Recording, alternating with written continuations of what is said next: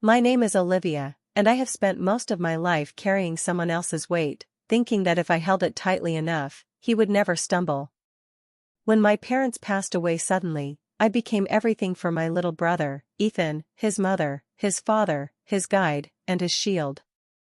I barely remember my own childhood. It seems lost in a haze of long nights, cold meals, and whispered promises that I would never let him feel alone. Ethan was only 6 when our world fell apart, clutching at my hand as if letting go would make the ground beneath us crumble. I promised him then, silently, that I would do everything I could to protect him, to give him a life our parents could no longer offer. That promise became my life. I cooked, cleaned, washed clothes, and worked every job I could find, often returning home with nothing but exhaustion and the faint taste of hope I tried to keep alive. At night, I would sit by Ethan's bed, brushing his hair, checking his school bag, listening to him breathe, and pretending the emptiness left by our parents didn't exist. I shielded him from grief the way a gardener shields delicate plants from the storm. I never let him see my tears, and if he ever asked about Mama and Baba, I told him they were watching us from the sky. It was easier to lie than to let him feel the loneliness that had begun to root in my chest. Ethan's dreams were fragile, like glass, and I handled them with care. When he said he wanted to be a doctor, I saw a future so wide, so bright, that I spent every moment making sure he could reach it.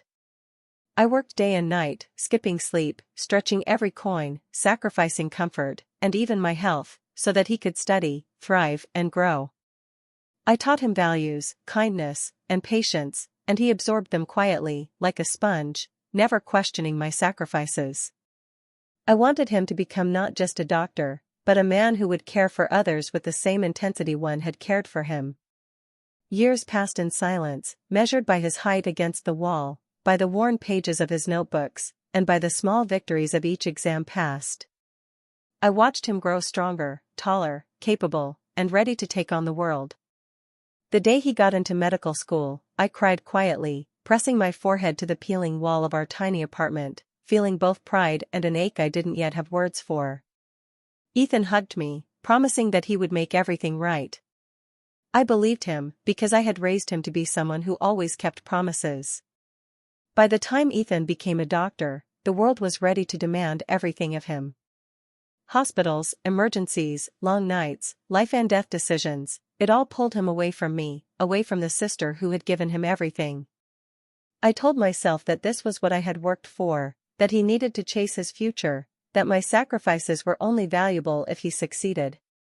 But I could not stop the hollow feeling when he was gone, the quiet house echoing with the sound of my own heartbeat, reminding me of the distance growing between us.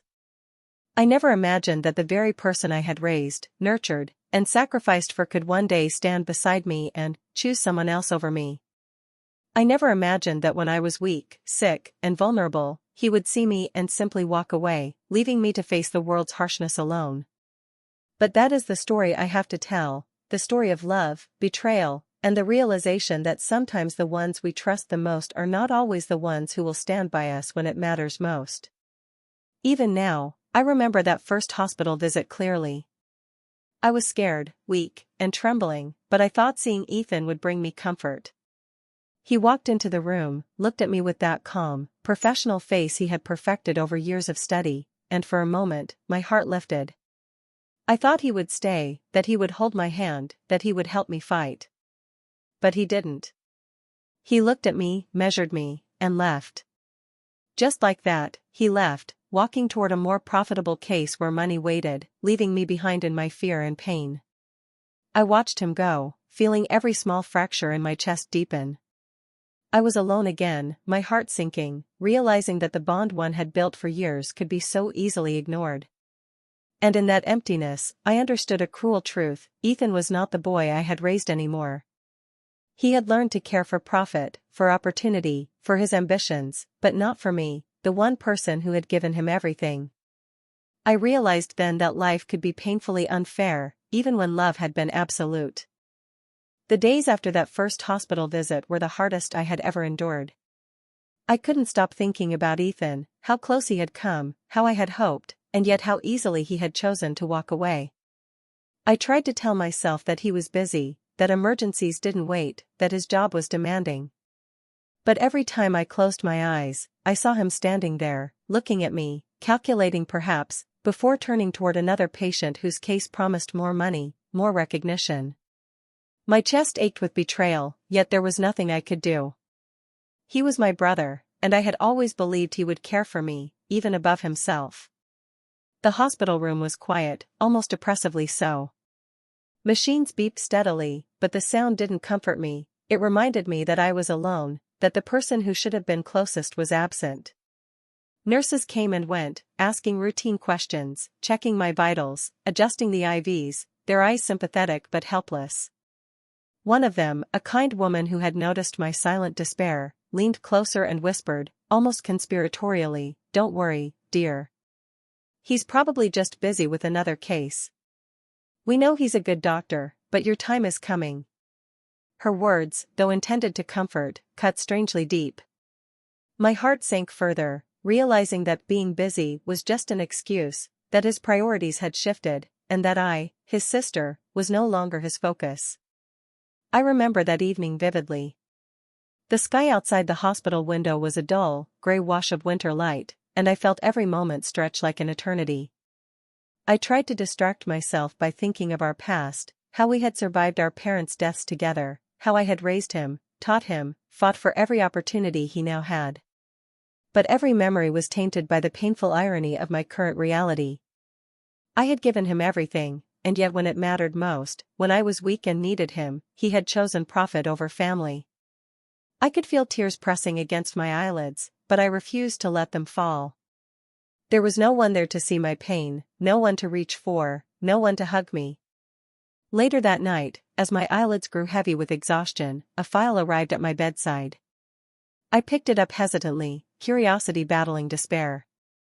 Inside, I found documents related to Ethan's new case, the one he had left me for. It was complicated, lucrative, high stakes. The numbers leapt off the page, the kind of figures that made doctors' eyes light up with ambition. I felt a bitter wave of realization. While I lay fighting for my life, my brother was chasing profit, not love or duty. I crumpled the papers in my hands for a moment, feeling the weight of disappointment crush me more than any illness could. Hours passed, and the machines became my only companions. The hospital staff checked on me intermittently, their voices low and calm, discussing procedures, medications, and waiting for results. One nurse, speaking to another, said something that chilled me to the bone: "She's in critical condition. If he were here, she'd already be getting proper attention. But he's handling the big case now. The one with the money." My fingers tightened around the edge of the bed sheet. I had raised him, guided him, sacrificed every ounce of myself for him, and now I realized that love meant nothing compared to ambition in his eyes. I tried to sleep, though it was impossible. Every sound, the quiet shuffle of nurses' feet, the distant wail of another patient, reminded me of my isolation. I thought about our childhood, our shared secrets, our whispered plans for the future, and I felt a profound, unbearable sadness. I had imagined him standing by me, holding my hand, promising me safety and comfort. Instead, he had chosen the world, money, and prestige, leaving me to face my fears alone. My heart ached, not from illness alone, but from the sting of betrayal, from the painful realization that sometimes those we love the most are capable of leaving us behind. I lay in the dim light, staring at the ceiling, and wondered if this was the way life would repay me for all my sacrifices. All those years of working, cooking, cleaning, fighting just to see him grow, to make sure he had every chance, I had given everything. And yet, when it mattered, he had chosen the other path. The room felt colder, emptier, and I understood for the first time that the world doesn't always reward love or selflessness. Sometimes it rewards greed, ambition, and calculated choices. And sometimes, the ones we raise, nurture, and love the most, are the ones who hurt us in ways we could never have imagined. The nights grew longer in ways that felt endless. Each hour stretched into the next, filled with the rhythmic beeping of machines and the hushed murmurs of nurses who moved like shadows around my bed. I lay there, my body weak, my heart heavier than ever, thinking of Ethan, my little brother, the boy I had raised, nurtured, and sacrificed everything for. And yet, in that moment, he had become a stranger, a man who could look at me and leave. I could still see him clearly, tall, composed, his white coat immaculate, his face calm and professional as he glanced at me, measured me, and then, without a word, walked away. That image replayed endlessly in my mind, a haunting reminder of the person I had trusted most in the world. I tried to focus on the nurses, on the people who still moved through the hospital caring for me, but even their kind eyes couldn't fill the void left by my brother's absence. I overheard fragments of conversations, whispers meant for each other but carried to me by chance. One nurse said quietly, "She's critical, barely holding on." Another responded, "Yes, the doctor, her brother, is occupied with the other case. The one with the payout. It's urgent money-wise."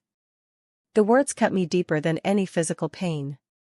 It wasn't just illness that was attacking me, it was the realization that the person who was supposed to care, to be there, to love unconditionally, had prioritized money over me.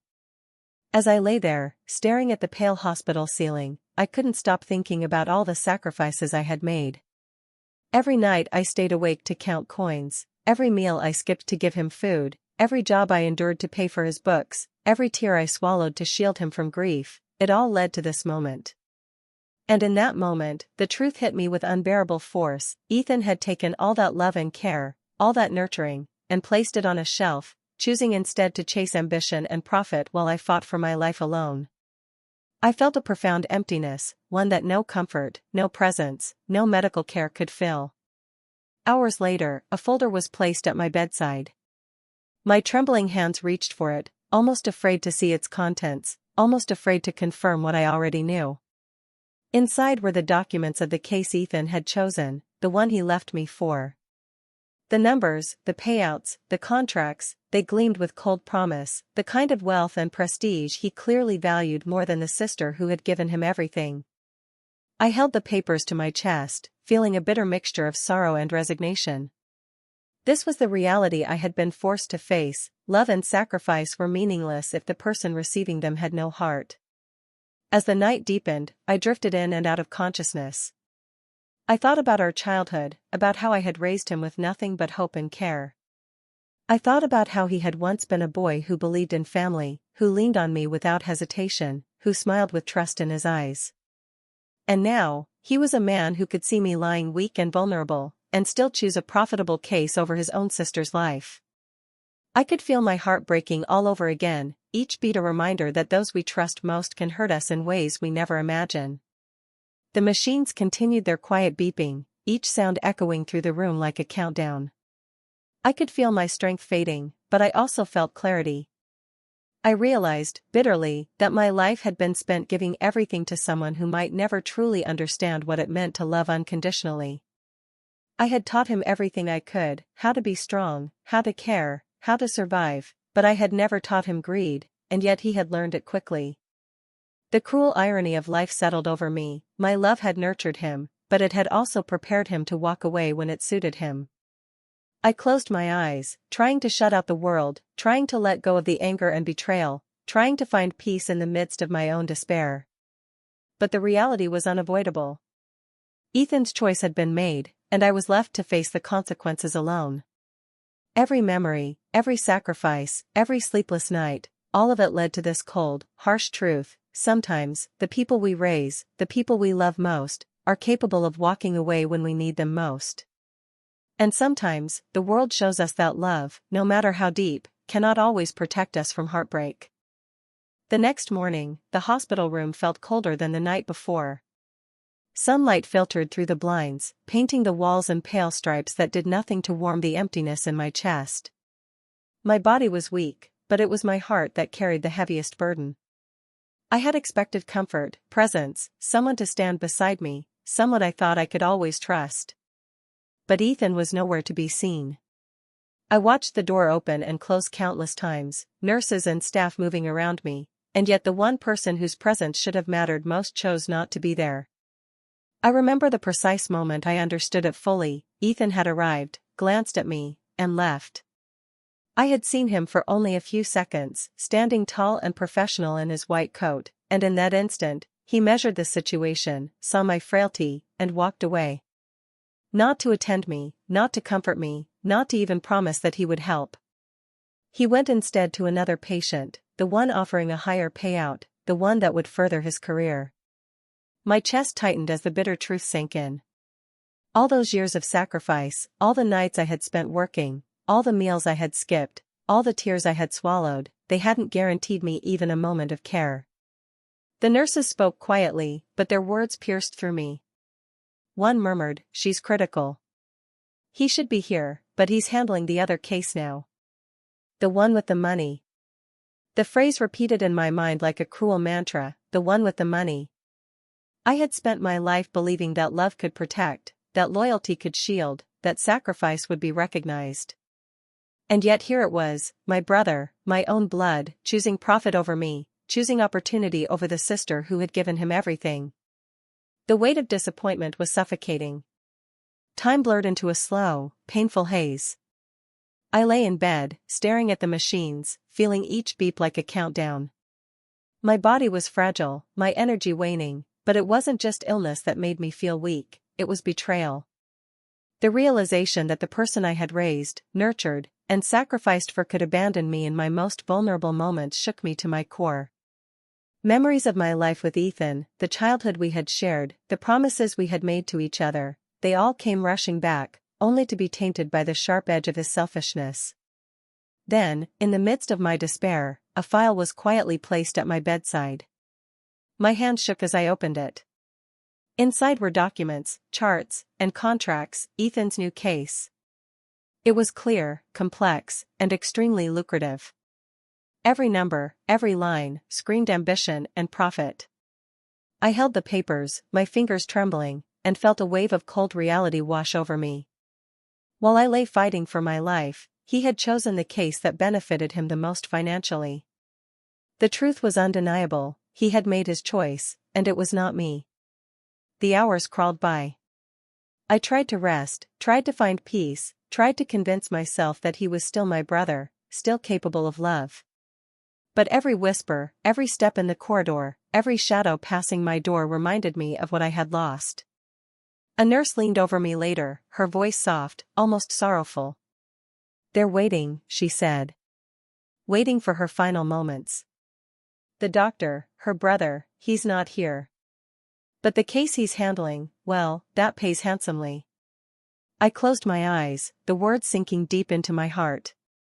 I had expected nothing, and yet it still hurt more than I could have imagined. I thought of our childhood, of the bond we had built through grief and hardship. I thought of the sacrifices I had made, every sleepless night, every meal skipped, every moment spent keeping him safe. And now, that bond seemed fragile, insufficient, almost meaningless in the face of his ambition. My eyes welled with tears I could no longer restrain. It wasn't just the illness, it was the realization that the person I had trusted most had made a conscious decision to let me suffer, to leave me alone while chasing wealth. The betrayal cut deeper than any pain my body could feel. As the day faded, I lay in silence, listening to the soft hum of the machines and the quiet movement of nurses. The room was still, almost sacred in its emptiness, and I could feel my strength slipping. But even as despair threatened to consume me, there was clarity. I had given my all, and now the world showed me the harsh truth: love and sacrifice do not always guarantee reciprocity. Sometimes, those we pour everything into may leave us in our final hours. And sometimes, the world rewards greed, not devotion. I closed my eyes, bracing myself for what was coming, knowing I had faced betrayal, abandonment, and heartbreak, and that the hardest part was yet to come. The night grew heavy, oppressive, and the hospital seemed to shrink around me. I could hear the distant murmur of voices, the soft shuffle of feet along the linoleum floors, the occasional beeping of machines that reminded me I was still alive, but barely. Each breath felt borrowed, each heartbeat a reminder that time was slipping away. I wanted to call for Ethan, to beg him to stay, to fight for me the way I had fought for him all those years, but the thought made my chest ache even more. I knew he would not come. The choice had been made long ago, the profitable case was calling him, and I was just a shadow, fading behind his ambition. I remember the moment clearly. He had entered the room for the briefest instant, glanced at me, and then turned away without a word. I could almost hear the calculations running through his mind, the opportunity, the payout, the prestige, and realize that the sister who had spent her entire life raising him did not matter in that equation. He had chosen another patient, another chance at money, another chance at recognition. And I, lying fragile and terrified, had no one. The room felt colder, emptier, as if my presence itself had been deemed irrelevant. Hours passed, and I drifted in and out of consciousness. The nurses moved quietly around me, checking monitors, adjusting IVs, whispering to each other. One nurse, pausing at my bedside, spoke softly, almost as if to herself, "She's barely holding on, waiting. It's sad, but this is how it is when priorities are misplaced. The brother, he's gone where the money is." Her words fell like stones in my chest. I couldn't move, couldn't speak, but I understood fully. I was waiting, in pain and fear, while the person I had given everything to was chasing wealth, leaving me to face my final moments alone. I thought of every sacrifice I had made for him, the nights I had stayed awake counting coins, the meals I had gone hungry to feed him, the countless times I had put my own health aside to make sure he had a future. And now, all of that seemed meaningless. I realized that love and devotion, no matter how deep, could not always secure protection, could not always guarantee care. Ethan's choice had shown me, in the harshest possible way, that the person I had devoted my life to could leave me at the edge, unprotected, while chasing what benefited him. The hours dragged on, and I could feel my body weakening, my energy slipping through my fingers like sand. My vision blurred, the world softened at the edges, and every sound became distant, the low beeping of the monitors, the whispers of nurses, the shuffling of shoes in the corridor. And yet, in that haze, I could not stop thinking of Ethan. I remembered him as a boy, small, trusting, leaning on me for every step, every word, every comfort. And now, as a man, he was capable of walking away, choosing ambition over family, leaving me to face my mortality alone. The contrast tore at me, a sharp, unyielding pain that no medicine could cure. Late that night, another nurse approached, her expression solemn. She leaned over me and whispered, "It seems, she's waiting. Waiting for him to appear, but he's still busy with that other case. She's barely hanging on." The words cut deeper than any illness. Waiting for someone who would not come, for care that would not be given, for love that had been sacrificed for profit, that was my reality now. My chest felt heavy, every heartbeat echoing the betrayal that had become my companion. I had given everything to this man, my blood, my soul, my life, and he had chosen another path. Even as I felt my strength waning, a strange clarity settled over me. I understood now that my life had been about giving, and giving without expectation is both beautiful and cruel. I had raised him, nurtured him, and sacrificed for him, and while he had chosen ambition over care, my love had been absolute. I closed my eyes and let the memories wash over me, the small apartment where we had survived, the nights we had shared, the whispered promises of a bright future. That love, that devotion, had not been wasted. It existed, even if unreturned. And so I lay there, fragile, betrayed, and yet quietly proud of the boy I had raised into a man. A man who had learned skill, intelligence, ambition, but who had chosen a path that did not include me. I waited, my breath shallow, the beeping of the machines my only companion, and I understood that sometimes, love alone is not enough. And sometimes, the people you raise with your entire heart will make choices that break you, but even broken, your love remains. Morning light crept slowly through the blinds, painting the room in soft, muted stripes. The quiet hum of machines was the only sound that accompanied me, steady and indifferent, as if the world itself refused to acknowledge the betrayal I felt. My body was frail, each breath shallow and deliberate, but it was my heart that carried the heaviest weight. I thought about Ethan, the boy I had raised, the brother I had sacrificed everything for, and the cold reality that now defined him. He had chosen ambition over family, profit over love, and in doing so, left me to face the consequences of my illness alone. I could feel time slipping, each second heavier than the last, each minute a reminder that he would not return. Nurses moved about in soft shadows, whispering amongst themselves, checking monitors, adjusting IVs. One of them, an older woman who had taken to watching me closely, paused at my bedside and murmured, "She's fragile, barely holding on. He won't be here. He's with the other patient, the one with the payout. It's all business to him now." The words landed like stones on my chest. My stomach churned with the bitter truth. I had given my life to raise him, protect him, and nurture him, and in return, he had left me alone to die while chasing money. I thought back to every sleepless night, every skipped meal, every moment of silent struggle I had endured for him. I had imagined a day when he would care for me the way I had cared for him. I had imagined him standing by my bedside, holding my hand, promising me safety. And yet, here I was, fragile and scared, while he was out there, making calculated decisions, prioritizing profit over the sister who had poured her soul into raising him. The realization pierced me deeper than any physical pain ever could. I had believed in him completely, and he had abandoned me in the moment I needed him most. Hours passed slowly, dragging themselves across the room like shadows that refused to move. I felt my body weaken further, my chest tight, my vision blurred. Yet, amidst the despair, I felt a strange, painful clarity. I had given all that I could give, and I had done it without expecting anything in return. My love, my care, my sacrifices, they were my own, and they had been absolute. Ethan's choices did not diminish the life I had lived for him, the future I had tried to secure.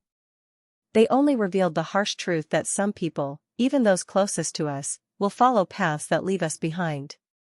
A nurse leaned closer, whispering again, her voice tinged with sorrow, "She's waiting for him to come, but he won't. She's in her last moments, he's busy with the profitable case." I closed my eyes, feeling a wave of emotion wash over me. I had raised him to care, to be loyal, to love unconditionally.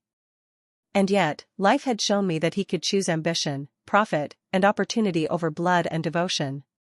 My heart broke quietly in my chest, a slow, unrelenting fracture that no medicine, no touch, and no words could repair. Even in the stillness, I allowed myself to reflect on our past, the shared memories of our childhood, the long nights we survived together, the whispered promises and small joys that had once filled our lives.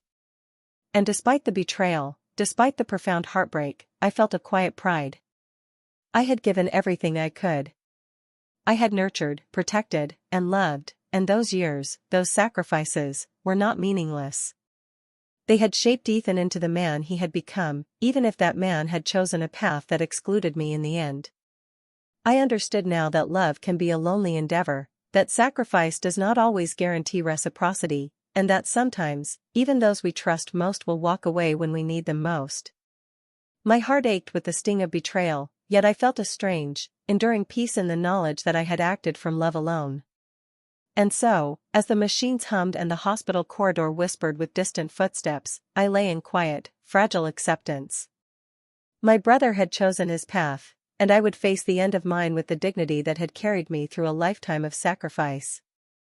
The day felt impossibly long, though the sun barely rose above the horizon, as if even the world itself hesitated to witness what was unfolding inside that hospital room. I lay there, frail and barely conscious, every breath a struggle, every heartbeat a reminder of the life I had spent giving everything for someone who no longer seemed to care. The machines continued their steady beeping, a mechanical symphony marking my final hours. Outside, the world moved on, oblivious to my fading presence. Inside, my mind replayed decades of sacrifice, love, and hope, years spent nurturing Ethan, protecting him, raising him to be the man he was today. And yet, all of it culminated in this moment of painful isolation. I remembered that brief glance he had given me, the cold, professional assessment, the careful calculation, and the decision to leave. He had walked away, not to comfort me, not to stay, not even to promise he would return. He had chosen the other patient, the one promising wealth, prestige, and success, leaving me to face my illness alone.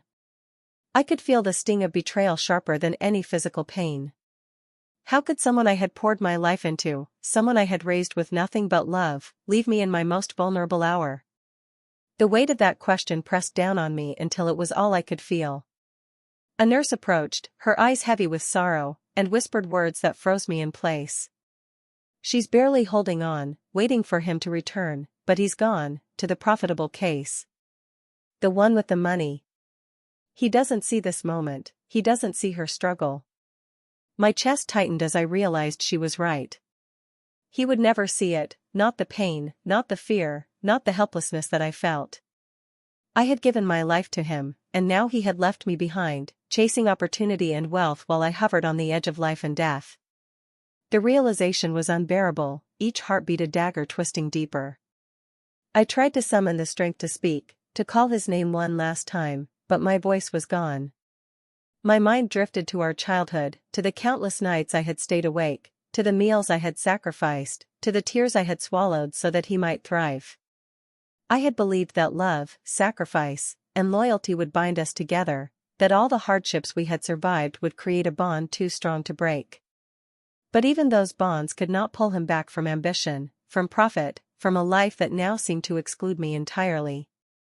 Tears ran silently down my cheeks as I thought of Ethan, not as the boy I had raised, but as the man who had abandoned me in my darkest hour.